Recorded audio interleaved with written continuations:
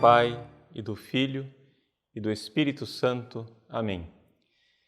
Inspirai, ó Senhor, as nossas ações e ajudai-nos a realizá-las, para que em vós comece e para vós termine tudo aquilo que fizermos, por Cristo, Senhor nosso. Amém. Santa Maria, Mãe de Deus, rogai por nós. Em nome do Pai, e do Filho, e do Espírito Santo. Amém. Muito bem, meus queridos, uma boa noite a todos. Iniciamos mais uma vez a nossa aula ao vivo, dando a vocês a oportunidade de nós trocarmos algumas ideias e com o nosso site, assim, irmos formando você na fé cristã.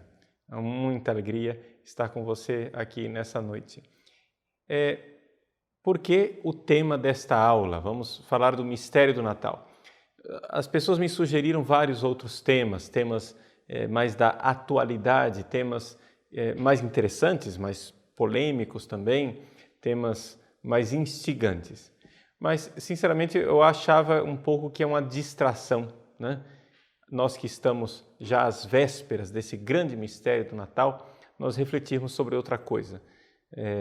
Na verdade, nós deveríamos estar totalmente voltados para a realidade do Natal. Não quer dizer, evidentemente, que o mundo não continue tendo problemas. Claro, se houvesse algum problema assim emergente, urgentíssimo para tratar, eu certamente trataria isso na sala de aula, não é? Com vocês. Mas nós estamos aí às vésperas do Natal e os temas que eu poderia tratar hoje são temas que eu posso tratar também em outra ocasião. Então, com muita tranquilidade, vamos voltar-nos para aquilo que é o mais importante. E eu coloquei na newsletter, no convite, né, e está aí na vitrine do nosso site, essa antífona, que é a antífona das primeiras vésperas da solenidade da Toda Santa Mãe de Deus, ou seja, são as vésperas que nós rezamos no dia 31 de dezembro, as últimas vésperas do ano civil, que diz assim: Ó admirabile commercium. Ó, que admirável comércio ao pé da letra. É claro que uma tradução mais adequada, ó, que intercâmbio admirável, que troca mais admirável. É aqui o maravilhamento da liturgia da igreja, que junto com os santos canta, não é? esse mistério extraordinário. Creator generis humani, animatum corpus sumens de Virgine Maria nasci dignatus est. Então, o Criador do gênero humano, o Criador, né, dos seres humanos, se dignou, dignatus est, se dignou nascer, nasci, de Virgine, de uma virgem, sumens, tomando corpus animatum, um corpo animado, um corpo que tem alma, tomando corpo e alma, evidente. Ou seja, o todo da natureza humana. Et procedens homo sine semine, largitus es nobis suam deitatem. E vindo a nós, procedendo, né? Homo sine semine, ele foi feito homem, ser humano, não é? A palavra homo, em latim, ela designa o ser humano, não necessariamente o varão do sexo masculino, mas o ser humano, sine semine, sem o sêmen de um varão, não é? Porque ele nasceu de uma virgem, sem o sêmen de um varão, largitus es nobis suam deitatem. Deu a nós a sua divindade. Aqui está, então, o centro do mistério do Natal. Nós vemos Deus que se faz homem para que nós recebamos a sua divindade. Este é o admirável intercâmbio. Ele recebe a nossa humanidade e nós recebemos a sua divindade. Esse é o centro do Natal. Esse é o núcleo deste grande mistério que nós celebramos no Natal. Como diz Santo Atanásio, Deus se fez homem para que o homem se fizesse Deus. Algumas pessoas ficam escandalizadas um pouco com essa expressão de que o homem se faça Deus, não é? Porque ficam pensando assim, puxa vida, mas como é possível que nós nos façamos Deus? Isso é uma idolatria? Não, veja, o pecado de idolatria de Adão e Eva, que eles cometeram no paraíso, ele tem um estranho fundamento no desígnio de Deus. Ou seja, o homem, Adão e Eva, foram criados com este chamado, com esta vocação divina de um dia participar da natureza divina, de um dia participar da glória de Deus.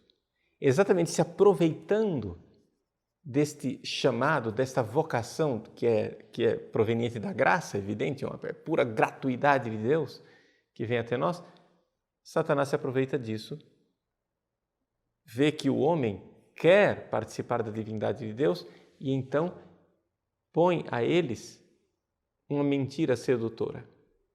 Vejam, vocês querem ser deuses, mas Deus não quer que vocês sejam deuses. Então, se revoltem.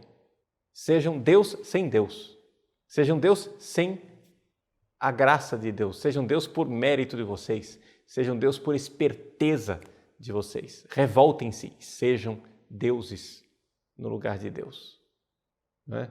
Como querendo que desbancar Deus. Então, aqui está essa realidade, não é? A realidade de que nós somos chamados à divindade, somos chamados a participar da natureza divina, mas por graça dele, por intermédio dele. E nós, então, nos tornamos soberbos. Não é? Satanás nos tenta com a soberba. Então é importante, interessantíssimo nós vermos aqui que Jesus é o anti-Adão.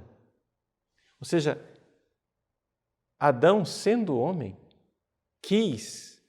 se arrogou, não é? Soberbamente, querendo ser Deus, sem Deus. Jesus faz o contrário. Ele, sendo Deus, se humilha para, então, se fazer um de nós, para nos levar até Ele. Nas homilias de São Leão Magno, dos padres da Igreja, é um dos que soube narrar de forma mais extraordinária o mistério do Natal, soube dizer ao povo a grandeza do Natal.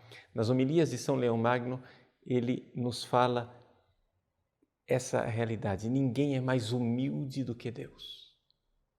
Ninguém é mais humilde do que Deus. Isso é uma coisa que nos deixa assim boquiabertos, porque o onipotente se faz frágil, se faz impotente. É interessante, quando nós vamos enfrentar um adversário, quando nós vamos enfrentar um inimigo, o que é que nós fazemos? Nós nos armamos com toda a nossa potência, com as nossas armas, com as nossas forças para enfrentá-lo. Jesus não. Jesus, para enfrentar o seu inimigo, o seu adversário, o demônio, ele se humilha. Ele se faz menor. É uma coisa assim, inimaginável. Deus, para enfrentar o diabo, se faz pequeno e nasce numa manjedoura, num coxo. Mas é exatamente aí que Satanás é derrotado. É derrotado no seu próprio território. Por quê? Porque o demônio, sendo soberbo, diante daquela humilhação do próprio Deus, ele é derrotado. Ninguém é mais humilde do que Deus. Ninguém é mais humilde do que Deus. Deus se rebaixa, se faz pequenino, se faz impotente. Esse é o grande mistério do Natal. Deus onipotente se faz impotente, porque nada mais frágil e impotente do que uma criança. Até se nós formos comparar com os animais. Os animais, quando nascem, têm uma certa destreza, não é? Um bezerrinho, quando nasce, ele, dentro de alguns segundos, já fica de pé, não é? E já começa a lidar com o mundo um pouco independente, depende ainda da mãe, da vaca que mama, mas veja, mais ou menos ele já começa. Não, o ser humano está completamente impotente. E esta impotência, essa nossa fragilidade foi assumida por Deus. Foi assumida por Jesus. Ele, sendo Deus, diz a carta de São Paulo aos Filipenses no capítulo 2, não se apegou ociosamente ao seu ser igual a Deus, mas esvaziou-se a si mesmo e tomou a forma de servo. E a palavra servo aqui é escravo. Verdadeiramente se fez escravo. Ele que é o Senhor se tornou escravo. Ele que é o Kyrios, o Senhor do céu e da terra, se torna ali frágil, pequenino. É o grande mistério do Natal. Deus se esvazia de sua divindade, por assim dizer. Né? É uma kenosis. A palavra que São Paulo usa nesse segundo capítulo de Filipenses é essa, ekenosen. Ele se esvaziou. Ele se esvazia. É claro que aqui, então, nós precisamos de uma explicação. O que é que aconteceu? Né? Qual é o mistério, teologicamente, o que é que realmente se deu? Deus deixou de ser Deus? Então, São Leão Magno, que foi este grande padre da igreja, Papa Leão Magno, grande padre da igreja durante o século V, a época dos concílios cristológicos, São Leão Magno escreveu uma carta que é conhecida como Tomus ad Flavianum. Foi uma carta que ele escreveu ao patriarca de Constantinopla, Flaviano, para esclarecer a fé católica e dizer o que é que nós realmente críamos. Que Deus, quando se encarnou, quando veio a esse mundo, ele assumiu aquilo que não tinha, sem perder aquilo que tinha. Ou seja, sim, Deus humilhou-se, mas Deus não deixou de ser Deus. Deus assumiu a nossa pequenez. Então, vejam, o simples fato de Deus se importar conosco já é uma humildade. O simples fato de Deus querer criar a nós já é uma humildade de Deus. São Leão Magno, nos seus sermões, reflete sobre isso dizendo, veja, quando nós criamos alguma coisa, nós gostaríamos de criar uma coisa grandiosa. Nós gostaríamos de criar algo que fosse, quem sabe, até maior do que nós. Gostaríamos de mostrar a nossa glória criando algo de esplendoroso e extraordinário para então, assim, mostrar a nossa grandeza. Deus se humilha criando algo infinitamente inferior a Ele. Nós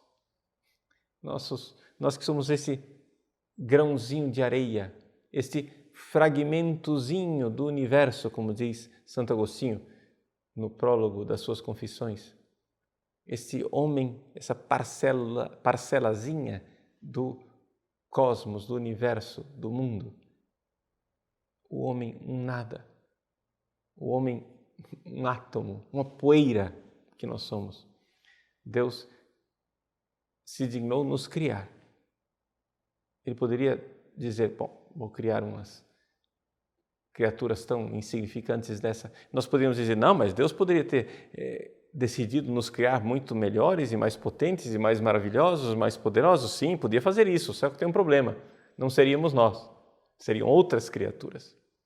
Não é como de fato. Ele criou criaturas mais maravilhosas que nós. Ele criou os anjos, mas não somos nós. Ou seja, que ele tenha se dignado criar seres tão pequenos e frágeis como nós. É uma grandeza extraordinária. Que Deus tenha se rebaixado a isso.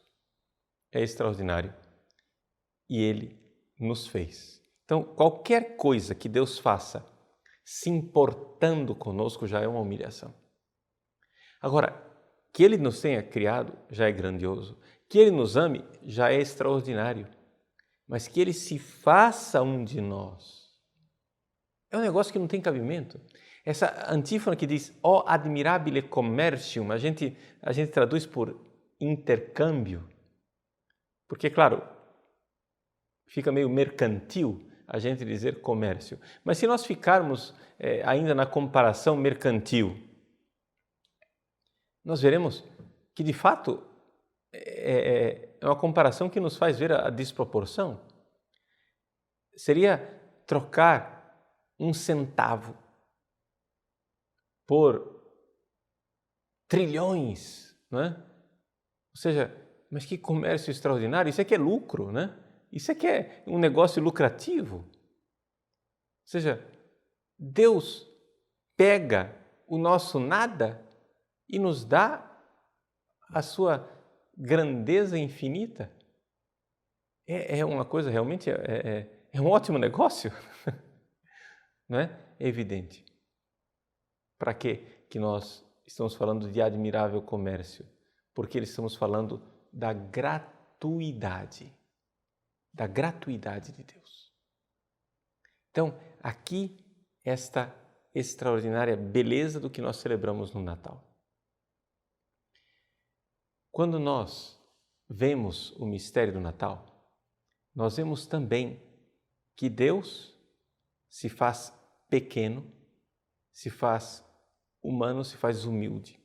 Mas para nós celebrarmos realmente todo o ciclo do Natal, como a tradição da Igreja gostaria, nós precisamos nos lembrar que o ciclo do Natal tem dois polos luminosos.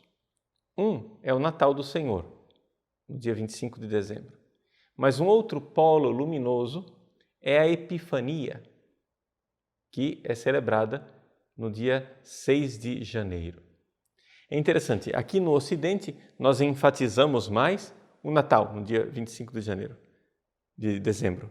Mas no Oriente eles enfatizam mais a Epifania, no dia 6 de janeiro. São dois lados de uma mesma moeda. Vamos fazer uma breve comparação entre o Natal e a Epifania para nós entendermos o que é que nós precisamos viver e o que é que nós precisamos celebrar nesse ciclo natalino.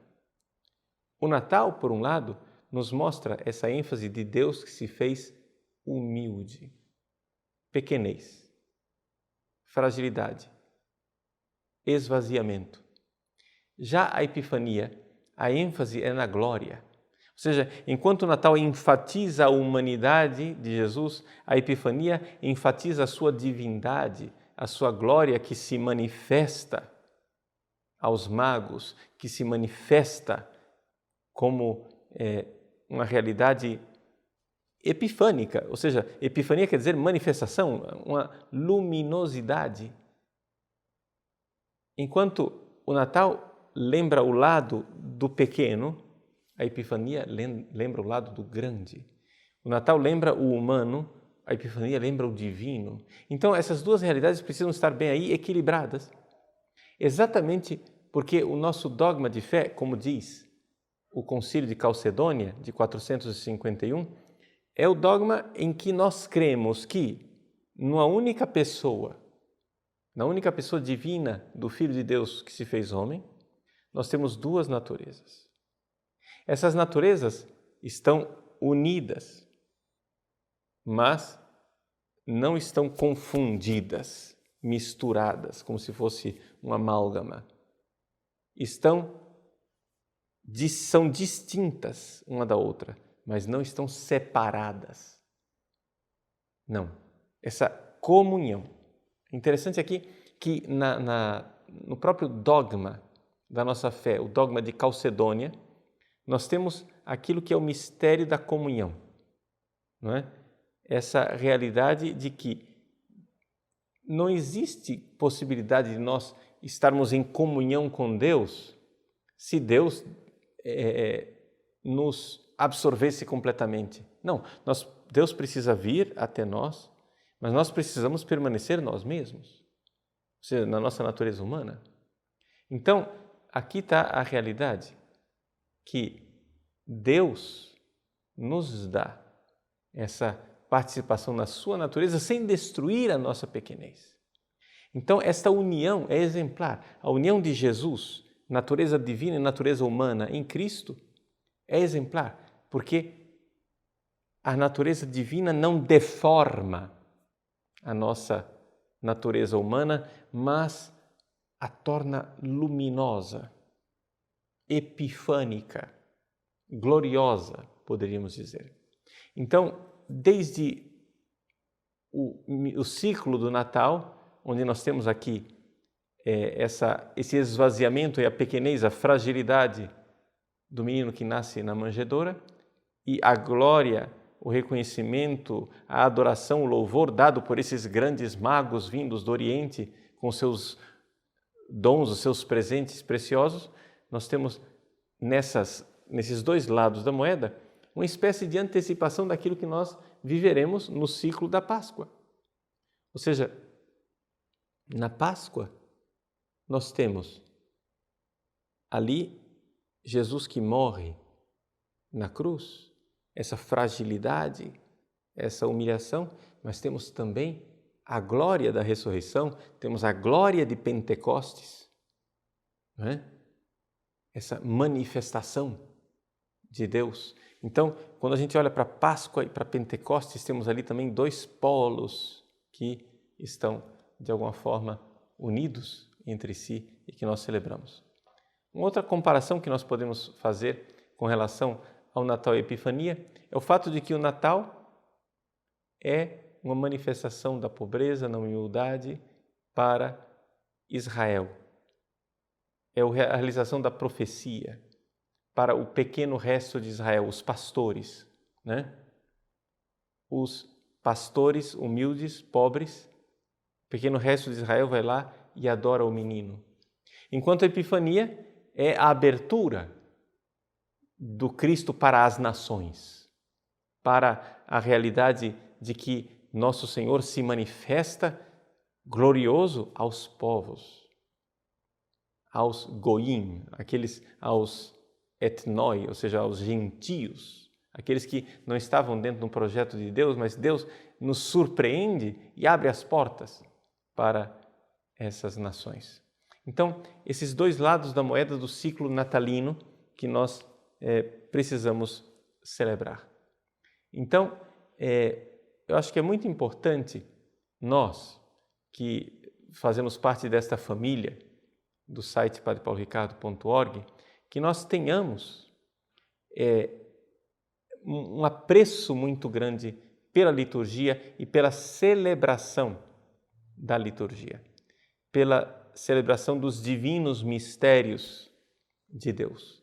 E assim, com essa celebração, com essa grandeza, a gente se nutra espiritualmente. Porque eu vejo que as pessoas têm muita pressa de aprender coisas, de polemizar coisas, de ir ao combate, mas não enxergam que é necessário uma nutrição espiritual, que a gente precisa ter uma coluna vertebral espiritualmente para que a gente possa fazer alguma coisa. Então, a escola de santidade, que é o ano litúrgico, precisa ser muito valorizada por nós, não é? É aquilo que nós temos de mais substancial na história da igreja. Então, um pouco assim, o passeio que nós fizemos na aula de hoje é um pouco isso, o ciclo natalino com a sua importância e aquilo que é o dogma do nascimento de nosso Senhor Jesus Cristo.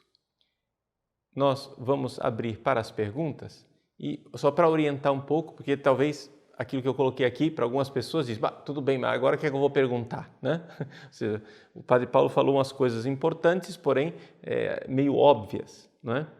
Então, veja, vamos ficar dentro dessa temática, não é?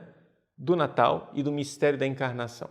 Então, se você tem alguma dúvida com relação à questão da encarnação de nosso Senhor, ou seja, como é que Deus se faz homem, se houver a possibilidade de responder para você esse mistério de Jesus que é Deus, mas assume a nossa humanidade, todo esse tipo de dúvida que surge no dia a dia com relação, por exemplo, aos teólogos modernos, não é? Se Jesus era realmente Deus, toda essa dúvida, esse ceticismo, alguma coisa que você tem encontrado, né, nos seus estudos, pode colocar, nós vamos tentar resolver, não é, essas dúvidas de fé ou dúvidas de espiritualidade daquilo que você esteja vivendo nesse ciclo do Natal. Fazemos então um breve intervalo, uns 5 minutinhos, né? Vamos abrir o chat para que você possa participar e fazer as suas perguntas e nós voltamos já já.